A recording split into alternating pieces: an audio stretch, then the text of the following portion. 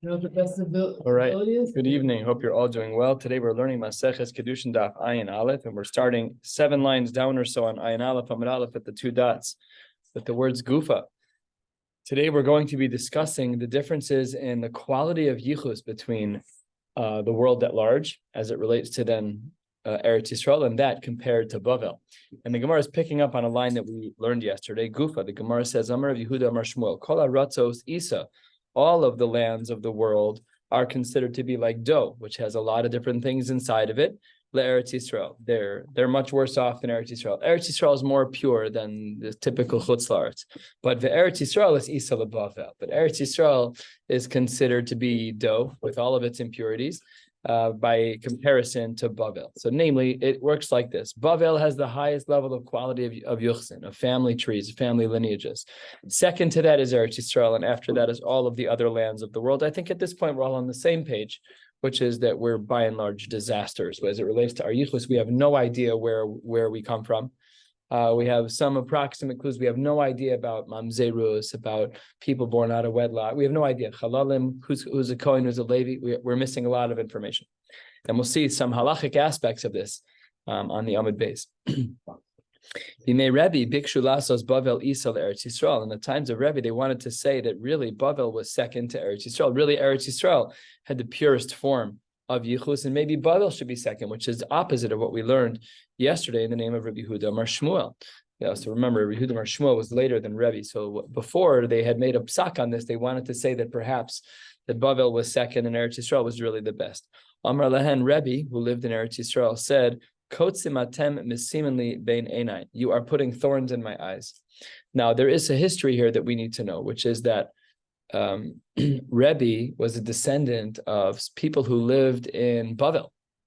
So he wanted it to be that Bavel was Aleph Aleph. He didn't want it to be that Eretz Yisrael was Aleph Aleph, even though he lived there, because he was a derivative of Bavel. Amar Ritzonchem, if you want to learn about this, go talk to him about it. He'll set you guys straight. So first of the long line, Reb Chanina ben Chama got involved. Amar Lem Kach Mekublani Rabbi Shmuel Rabbi Yossi Shabram Mishum Avi. What did he say? Kol Aratzos Isa Eretz Yisrael. The worst of them is the Aratzos of the world, and they are all considered very bad relative to Eretz Yisrael. But Eretz Yisrael is considered second. They're considered Isa LeBavel. Similarly, Bimei Pinchas Bikshu Lasos Bavel Isa Eretz Yisrael. They too wanted to make Bavel second in Eretz Yisrael. First, Amar Lehem La'avadim. He said to his avadim. This is a great story. I'm going to tell you two things, but right after I say the second thing, Tuluni be'arisa v'rutzu, put me in my wheelchair and get me the heck out of here. I'm going to tell you something that's important for you to know, but I don't want to explain. He didn't tell them what it was yet, and then he just started giving shiur. When he got there, he told them two things. The first thing he said is Ein shchita lo'ok min Torah, which is a shtickle mechudash, that that's not good. We would consider that animal to be a treifa. So the Gemara says it seems to be there's an assumption that ein shchita la'of min Torah, that you don't have to shech the bird min Torah. Now, adiyasviv kama ayneba, he asked them a question. He threw them a curveball. So they're all sitting, they're pulling svarim off the shelves. They're trying to figure out what in the world did he mean that you don't need shchita on birds. And then while they were looking, he also said, then he said, Amar luhu, and by the way, kol haratzos isa le'eretz Yisrael ve'eretz Yisrael isa leBavel. By the way, all of the lands of the world are considered like dough to Eretz Yisrael, meaning there's a lot of impurities in the regular lands of the world. The Eretz Yisrael Isa leBavel, and Eretz Yisrael is considered second. It's considered to be a poor mixture of people as well compared to Bavel. And on the spot, the second he finished his sentence, he peeled out in a wheelchair, but he was rolled out, I should say. Natluhu be'arisa, they put him on a bed v'ratzu. And could you imagine the scene? I'm just trying to picture this old, infirm man who uses a cane and who gets rolled around the community in a bed. It's basically a big lazy boy. And the second he finished his sentence to say that Bavel is better than Eretz Yisrael, he booked. The original mic drop. The original. He's like, I'll just see you guys later. And he just completely walked away. which is very powerful because obviously there was a concern. What was the concern? He didn't want to have to say what he knew. He didn't want to throw people under the bus and say, I know you're from a family of mamzerim, your mother was a zona, your mother was violated. He didn't want to touch any of that, so he ran away. So Ratzu Achara v'lo higiu, they tried to catch up after him. What kind of wheels did they have on this thing? They couldn't even catch him v'lo higiu. So then Yashua ubad kuach higiu l'sakana pirsha. Then they all sat down, they're like, well, maybe we should talk about some other families in our community. Maybe we should do, 23andMe. Let's see a little bit about, the Maury Povich show. Let's see who's who. But they got to the point of sakana because they realized, right. So they got to the point of sakana and pirshu. So Lamaisa, we actually know that there were problems, and I'll even say now I'm sure that there are problems, and we actually are not makbid to dig in regards to certain, we have to see what our parameters are for when we dig and when we don't, what our halachic assumptions are. We'll see a little bit of that toward the bottom of the page. Amar Rav Yochanan, Heichela. How could you say such a thing? Heichela is a language of shvua. That's what Rashi says. Rashi is a little bit lower than where we are. Dibur Maskal, Heichel shvua. Beheichelo shel makom. Heichela biyadenu hi. We know what the traditions are. Aval ma eseh shari gdolei hador nitmeu ba. We know that even some of the greats are from families that are not kishmak. They are from histories that are, I don't know what the right word is. They don't have a good lineage. There could be mamzerus, there could be a nasin, there could be an asuf, there could be a lot of different things going on. And this is Rabbi Yochanan talking, saying he was one of the greats, saying that the greats, we're talking about the Tanaim, because he was a very early Amora. He lived at the same time that Rav did. So he knew Rebbe, and he knew a lot of the other late Tanaim. And he said that some of the greats, which in his book were the Tanaim, had family trees that were not kosher, they were not good. Several the Hashash was from non-Jewish fathers, or is that not a Hashash with this? It seems from the Gemara that that's not what we're talking about. It just seems more like within the frame of like Kohanim, Leviim, Mamzerim, that's like the frame of our Gemara in general, which is Asara.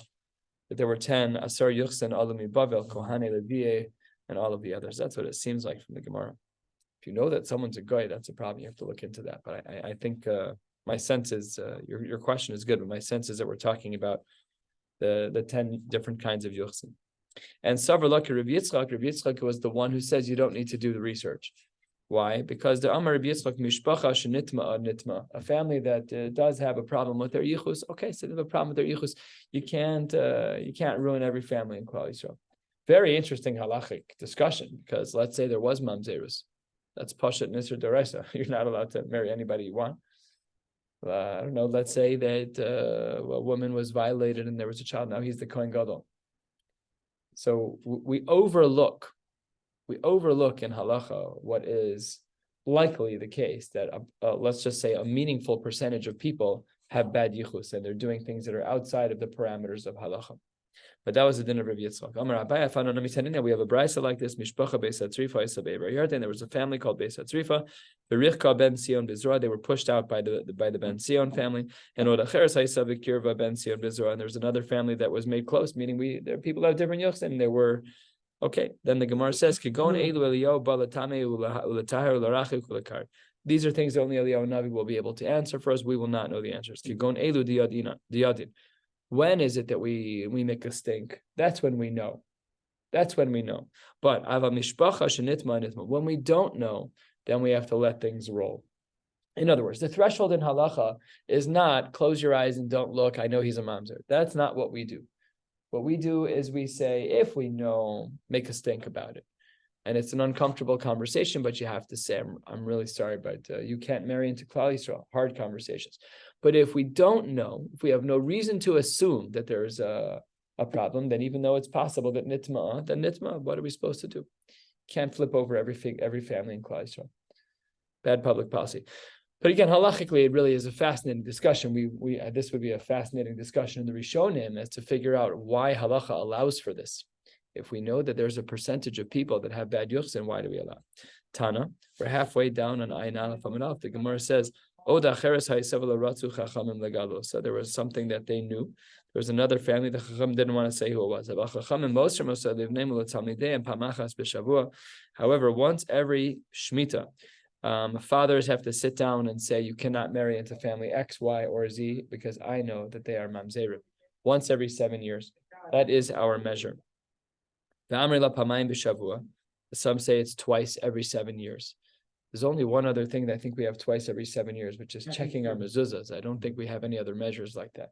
So some people held that we needed to reveal the mamzer families every. Some people are makbid to do it every Shabbos at the Shabbos table. Right? We have some people are very frum about it. They're very stark. But to do it properly is to do it once every 7 years. Have a meaning that maybe we'll do it twice every 7 years. That's not correct. Amar Rav Nachman bar Yitzchak mistaber kamad amar pamachas b'shavua. It's better to say that it's once every 7 years. Why? Kedetanya hareni nazir im lo agale mishpachos. If a person says, "I'm going to be a nazir if I don't tell you who the families are," too bad. Yehei nazir v'lo yigale b'mishpachos. You should not be saying who the families are, and the person should become a nazir taka. So we see over here that the Gemara is very strict, even by Nazirus, as it relates to revealing information about families of Mamzerim once every 7 years. Now, what the Gemara doesn't say is, what if you know and your son is about to get engaged to a girl? I can't, but if you know, you know. It's not like there you have to intervene. You have to intervene. But it's a question of you should passing on the tradition, passing on the Masorah to your children. This is not public information. I'm saying this to Toelas. People who live on this street are Mamzer. Amar Rabba bar Bar Chana Amar Rav Yochanan. Shem ben Arba Osios, the four-lettered name of Hashem, the Yud Kei Vav Kei. Chachamim Moser Netzal Talmideihen Pamachas b'Shavua. They would give the deeper meanings of the Yud Kei Vav Kei name to their students once a Shemitah. Amri la Pamayim b'Shavua. Some say that it was actually twice every 7 years. Amar Rav Nachman Yitzchak Mistaber Kaman de Omar. Pamachas b'Shavua. Dechsiv Zeh Shemi le'olam le'alem. Ksiv, it's written chaser.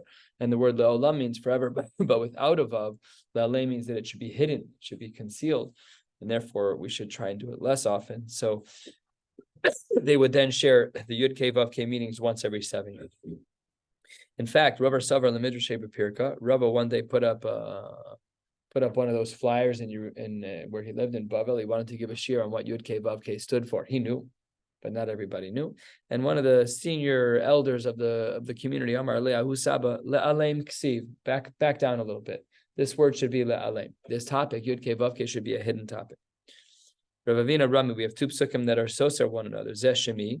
This name is Shemi. And the other person said, Uchsiv Zeh Zichri. This is a reference to me. So which one is it? Amar HaKadosh Baruch Hu. And this is a very, very, very interesting Gemara. Super halacha l'maisa. This is why we don't read Yud Kei Vav Kei the way that it is spelled. Says the Gemara, based on the contrast of Zeh Shemi and Zeh Zichri, Amar HaKadosh Baruch Hu, Lo kshani nichtav ani nikra. I am not called the way that I am written. Rather, nichtav ani b'yud hey. I am written with yud hey and then vav hey. The nikra, but people refer to me be'alef dalas, and I'm referred to by the adnos name. So in diktuk, this breaks all the rules of diktuk. Why are you allowed to do that? If the word is shalom and you read it with completely different letters, why does that count? So the Gemara says that the way that we pronounce Yud Kei Vav Kei, that's how it's nichtav. But the way that it's nikra is not nikra that way. It's a Greek sieve. Yeah, it's like a Greek sieve, exactly. So the Gemara deals with every Yud Kei Vav Kei name. Every Yud Kei Vav Kei name is spelled in a certain way. That's why Jay's witnesses, that's not even a word that we would say, even though that's not exactly what the pronunciation would be, but it's very close. So we're not allowed to say that. That's how HaKadosh Baruch Hu's name is nichtav, but that should never exit our lips. Tanu Rabbanan Berishona, Shem ben Shteimesrei Ozios. HaKadosh Baruch Hu also has a name of 12 letters. Hayu Mosren Oso L'chol Adam. That was taught in yeshivas. It was taught to everybody. Misha Rabu HaPritzim, when those who were pritzim, again, hard to define the word. Rashi says, the last short line of Rashi, Misha Rabu HaPritzim HaMishtamshin Bo. They weren't paruts. They were manipulating things with the Shem Hashem. Whole another level. So it says the Gemara, and because Misharabu Rapritzim, people weren't treating the name properly, they were manipulating. So only Litznun Shebek Kahuna, only for the elite among the Kahuna, only the top shelf guys could learn the 12-lettered name. And the Tznuim who knew this 12-lettered name, they would say it during the Shem of Hashem during Birchas Kohanim. Yivarechecha Hashem. So everybody would say Ado, and then these Kohanim who knew would whisper the 12-letter name. And the Gemara says a fascinating little insight. Tanya, we're 12 lines from the bottom. Amar Rabbi Tarfon, Pamachas Alisi Achar Achi imi laduchan. Says the Gemara, Rabbi Tarfon snuck up next to the duchan and he heard his mother's brother duchening. That means that Rabbi Tarfon, his mother was a Kohen, a Bas Kohen. And says the Gemara that he heard his uncle duchening, v'hitisi ozni etzel Kohen gadol, and I leaned in and I heard the Kohen singing, v'shamati, and I heard him shehivliya shem b'ni'imas echav hakohanim. He said the 12-letter name and allowed it to be swallowed amongst the other wording of the adnos that everybody else was saying. So he did use the name, but he did it properly. That's how the name should have been done. I don't know that we know. I'm sure somebody knows. I don't know what the 12-letter name is. I have no idea. Amar Rabbi Yehuda, Amar Rab, Shem ben Arbaim v'shtayim osios. Kodesh Baruch Hu also has a name of 42 letters. Don't know what this one is either, obviously. Ein mosin or selo l'mishes tzanua. Listen to this list. Someone who's modest, v'anav, someone who's humble, v'omed b'chatzi yamav. He has to be at least half of his life old. Machlokes, is this 35? Is this 40? V'eino koes. That doesn't matter. We're all older than this anyway. So just there's nobody under that age. So the Gemara says, and someone who never gets angry, ve'eino mishtaker, someone who never gets drunk, ve'eino mamid al midosav, he's not makbid, he doesn't hold grudges. V'chol hayodea v'hizhir bo v'hameshamro b'tahara, and anyone who knows how to be careful with this 42-letter name and they keep it with purity. Ehov lemala, he's loved above. V'nechmad lamata, he's endeared below. Ve'imasa mutelas al habrios, everyone will fear him. V'nochel shnei olamim ha'olam hazeh v'ha'olam haba. I think I'll pass. I don't know if holding the 42-letter name is a simple task. I would love all the benefits, but it sounds like a lot of responsibility. I don't know exactly how this works. I think it's way, way, way, way above everybody. I wonder if it even exists today that people know it. I wonder. I don't even know what that means. I mean, I heard you, but I don't know what. Is it what the acronym things? Yeah. Oh. Maybe some of us in the room are holding a little more than others. No, I'm not. He knows? I think he wants to get. Huh. Right? Dan? Or Shaka wants to give a shiur about this. Yeah. Okay. I vaguely remember he gave a shiur. I could not remember what it was. Yeah. Okay, so that's the 42-letter name. Now we're going to get back to our sugya. Amar Shmuel Mishmei de Saba, Bavel bechezkas kshera omedes. The standing assumption about Bavel is that everyone's yichus there is kosher ad sheyodei lecha b'ma nifsala, until you know some information that ruins the chazaka. So the chazaka is positive. She'ara ratzos bechezkas pasal hein omdos. Everywhere else on planet Earth, outside of Bavel and Eretz Yisrael, we assume pasal ad sheyodei lecha b'ma nichshara. So that means if you marry a girl from Chicago, you need to check into their yichus. It's not stam. You have to make sure that they have a good yichus. Eretz Yisrael, it depends. Muchzak lifsol pasal. If it's muchzak lifsol, if there's an understanding that there's a psul, then pasal. Muchzak lekasher kasher. But the Gemara does not like this distinction about Eretz Yisrael because the implications of each half of these lines are a stira. Says the Gemara 3 lines from the bottom on Ayin Aleph Amud Aleph Hagufa Kasha Amras Muchzak Pasal Pasal. Therefore Hastama Kasha. That implies that without having a chazaka for being pasal, that's just stam with no chazaka, you'd be okay. And Vahadar Tani Muchzak Kasher Kasher, and there we would have the assumption of Hastama Pasal. So therefore the implications of each side of Eretz Yisrael are opposed to one another. So the Gemara says not really. Amar Rav Huna bar Tachlifa Mishmei Derab Lo Kasha. As we turn to the top of Ayin Aleph Amud Beis, Mirz Hashem will be getting to the top of Ayin Beis Amud Aleph. The Gemara says, when are we more makbid on the case of stam? That's kan lahasio isha, to get married. Rashi says stama ba'ibdika. But kan lehotzi isha miyada, when we're talking about divorce, Rashi says shenasa kvar mistama lo mafkina. Once they're already married, then we don't assume guilt. So the question of whether or not we assume stam, that someone is going to be considered miyuchas or not, depends on whether they're married or not. If they're not married yet, then we assume that they're not, and then we need a bedika. We need to make sure that their yichus is good. And if they're already married, we're not mafkia. We don't divorce them. Rav Yosef kol shesichasa beBavel. Anybody who speaks the language of Bavel, masian lo isha. We can marry that person. We assume that they have a good yichus.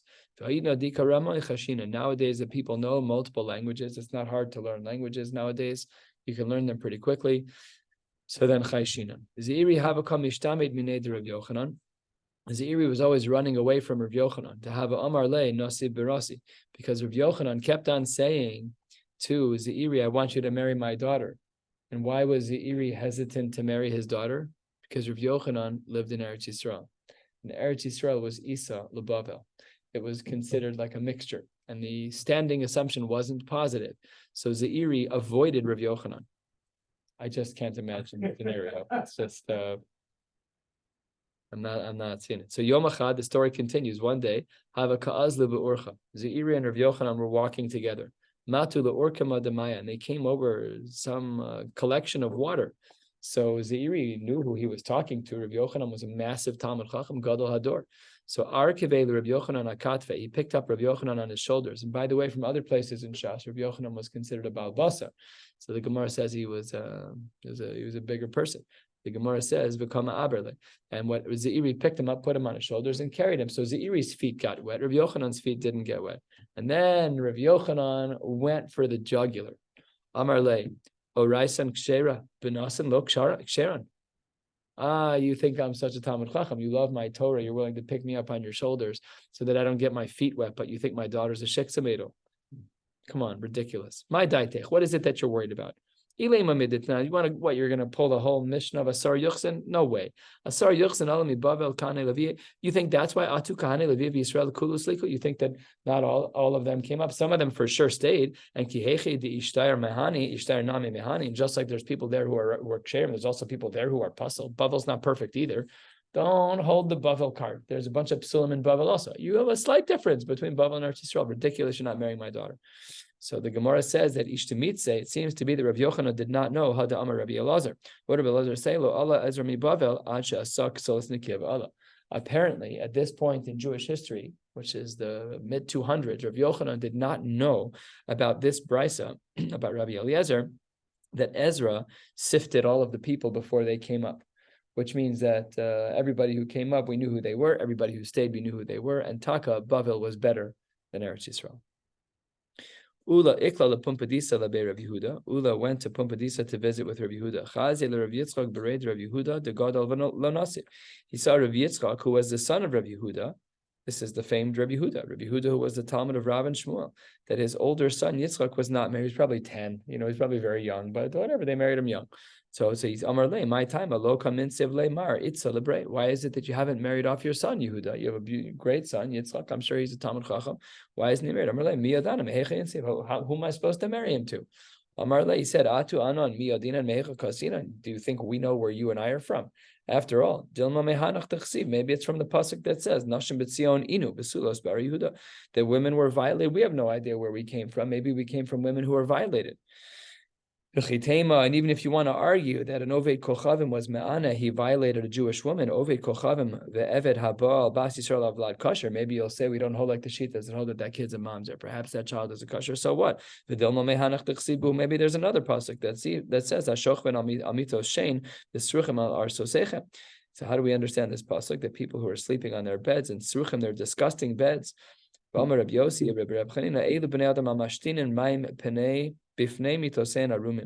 are people who are unclothed and they urinate next to their beds. Rabbi said, what are you talking about? Those are the people who are going to be the ones. If this is true, these people who urinate by their beds are the ones who are going to be the ones who are the worst for the galus.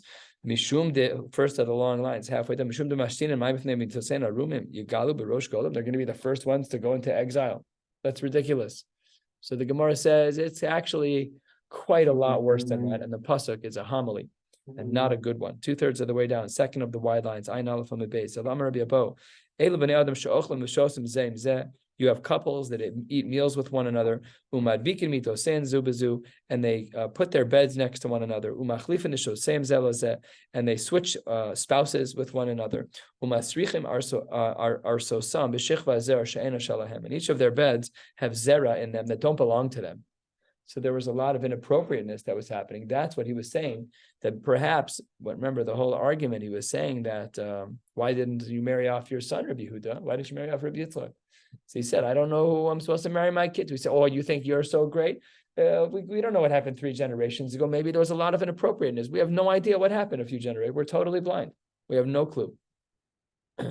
Amarle, so Rabbi Yehuda says, Heichi Navi, what do you want me to do? Amarle, Zil, Basar Shtikusa. Oh, now the Gemara jumps to another tier. Follow the silence. Don't follow the Benjamins. Follow the silence. The more quiet a person is, when two families are fighting, find out who's the one who can get quiet first. That guy has a good yichus. Amre, hi meyuchas tfei. This guy who knows how to shut his mouth at the right time, he has better yichus. This is like nurture, like psycho. This sounds super psychological. I don't know. I'm sure there's much more going on than meets the eye, but this sounds very psychological. That a person who has like the good midos, they must have come from good stock. Amar Rav shtikuse de Bavel hainu yichusa. Wow. Rav said that when people were silent in Bavel, that was a siman of their yichus, no problem. And he asks the Gemara, is that true? Va'ikla Rav lebei Rav Shafichal. He went to this particular place. Who badak behu? My law wasn't it that he was badak beyachsusa. He wasn't looking at the silence, but he was looking at their yichus. No, b'shtikusa. All he was looking at was their silence. And hachi kamarlu beduku ishaski ilo shaski. We're looking at silence as our pure litmus test in Babel. If you know how to shut your mouth at the right time, that's a sign that you have good yichus. If you don't, then you're on the wrong side of history. If I see two people that have a challenge with one another, one of them has something bad going on,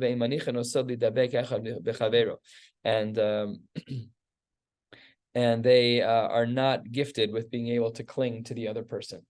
It's probably not a good thing to bring up in an argument, like, yo, you can't calm down? What's with your yichus? But that's what the Gemara says, pretty much black on white, that if you can't calm down, if you can't be shosek at the right time, that's a bad sign.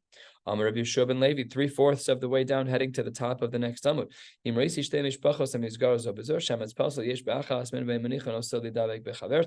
Two families are fighting. It must be that one of them has a shemet, something's wrong with their yichus, and this is why they're fighting. Good people know how to be quiet. I should say that's the wrong terminology. Families with good yichus know how to be quiet. Amar Rav Papa Saba, Mishmei de Rav, Bavel Bria. Everyone in Bavel is healthy. Namely, we're using our health as a mashal for the next many phrases. Bavel's healthy, meaning the yichus is good. Mishon Misa, yikes, that's not good. The city of Mishon was a disaster. Everyone was mamzerim. Madai Cholet was sick, and Elam was a goseses. So that's not good. These are not good terminologies. So says the Gemara, Ma ben chol and the gosesin. Why do we have two? What's the difference between Madai and Elam? One's a chola, one's a goset. Says the Gemara, Rov cholam l'chaim. Most people who are sick recover. Not everybody dies. But Rov goses in the Misa. Okay. So therefore, the Gemara says that these places, they kind of knew what was going on. They kind of have a clue. Halachically, when we look back, we typically look at like 2 generations of history to establish Jewish status. As long as there's no greater reason to look into things, we can pretty much assume that all is well and good. I told you this story years ago, 2 years ago, that an Israeli guy married a Spanish woman who said that she was a Marano. No, that doesn't work. There, you need to go all the way back and find out her lineage on the maternal line. That's not an argument anymore. It's been 500 years. It takes 1 generation to ruin that. That's a lot of generations. That's 20 generations. That's a long time. So statistically speaking, she's a goy. Halachically speaking, she's a goy. And it doesn't really pan out. She should just do a gerus misafek if she wants to convert, because that's a lot easier than going to find out if she's actually Jewish. So does the gerus do if she was a mamzera? You can't be a mamzer before you're married. That's the beauty thing. That's depravity, but it's yeah. So at that point, we don't care. They're goyim. If she was a mamzera, and she You can't be a mamzer if you're not a Jew. So it doesn't matter. She could sleep with her brother. Okay, we don't want to go there. I'm just saying, like, I'm giving an extreme example. Sorry. Yeah. That's what the Gemara says. Apparently, little wallflower. We live in the most promiscuous culture on planet Earth. It's the Western culture. It's pretty bad here. Europe's pretty bad either.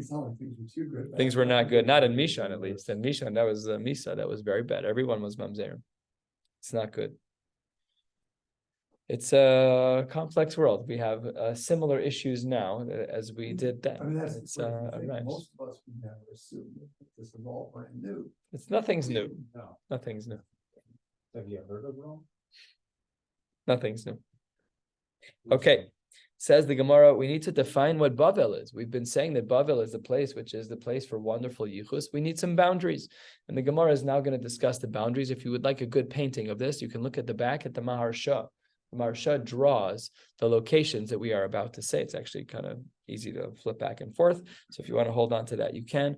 Ad Heichan hi Bavel, what are the parameters of Bavel? Rav Amar Ad Nahar Ezek, and this is a particular river. Shmuel Amar Ad Nahar Yoni. Le'el bediglas ad heicha, in the direction of the diglas, what are the borders? Rav Amar Bagda ve'avna, v'Shmuel Amar Mushchani. Did I skip a line? Yeah, v'Shmuel Amar ad Mushchani, v'lo Mushchani bichlal. Up to Mushchani, but not including Mushchani. Amar Reb Chia bar Ava, Amar Shmuel Mushchani harei kigola liyuchzen. Ella, you're right. Ad Mushchani and Mushchani bichlal. So Shmuel holds that the border is Mushchani, including Mushchani. What about Latachtis bediglas and the lower part of the Euphrates River? Ad Heicha, Amar Shmuel ad Apamya Tata. The lower Apamya. There were two cities named Tata. Tarte Apamya Havyan.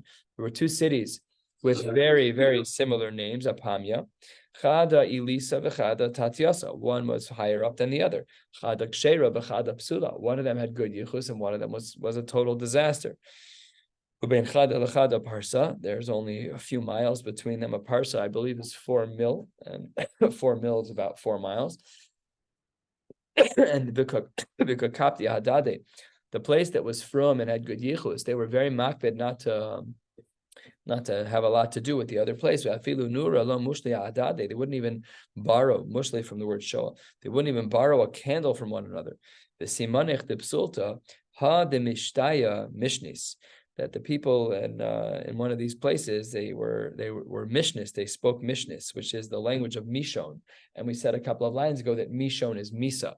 So just from some gentle language distinctions between the communities, we then knew who was from where. You know, for people who are from London, they can tell you, you're from this part of the country, you're from that part of the country. They can tell with minor dialect changes. Here they had a bit of a language difference as well. What about the El Befras ad Hecha? What about the river of Pras? Says the Gemara, Rav Amar ad Arka de Tulbakni, Ushmul Amar ad Gishra de Pras. One says it's right. They both say different locations. Shmuel says it's for the bridge of Bepras. Rav Yochanan Amar no ad Ma'avras to Gizma until the bridge of Gizma. Layet Abaye cursed to be Itema that it wasn't Abaye who did the cursing, but it was Rav Yosef Adirav, fighting against the Shita of Rav, who said Akar de Tulbakni. Adirav Layet ad Shmuel lo Layet. Why is it that you'll be cursing out Rav and not Shmuel? Shmuel was more progressive in his boundaries. So if you're going to say that Rav was too far and he should be cursed, Shmuel all the more, so he was even further out. You're right. They both should get cursed. They both should be given whatever punishment Abaye was giving them. Why are they cursing them? Very strong. Okay, just push back and say I disagree. It's a very strong language. That's what the Gemara says. Rashi, 2 lines from the bottom. Layit kol sheyismoch al zeh she'ein yichusa shel bava mashuch kol kach. He is light on purpose. You can't be overly expansive with the boundaries of Babel. We got to keep this tight, because otherwise people are going to think that everything is Babel. Iraq is Babel. Iran is Babel. Everything is Babel. So the Gemara was concerned about that. Because originally